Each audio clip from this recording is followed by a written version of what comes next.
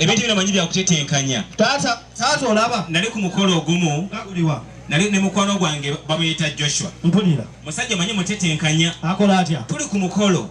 Baleeta omuceere.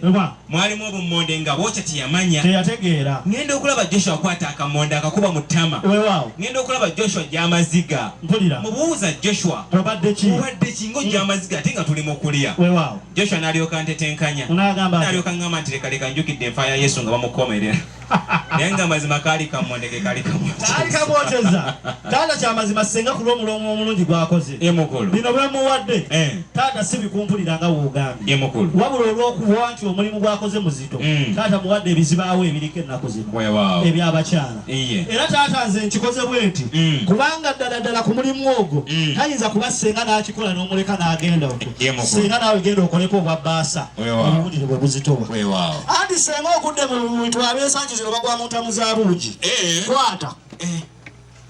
Aba yangambye nti kati abeekyotira bagwa mu binnya. Naye nga ate woogwayo eyo okuvaayo. Be balaba. Ate taata ffe abeeri Busiro. Tugwa mu mayanja. Omwana yakola maiden speech. Yali Geoffrey Rutaaya. Yagamba atya? Katukomewo.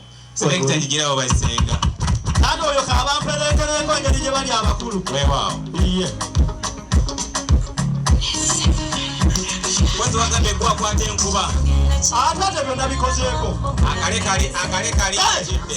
Tukube engalo tumagasire engalo nga badda mu kasolya. Abo bantu baffe abasenga baffe abengo tukube engalo.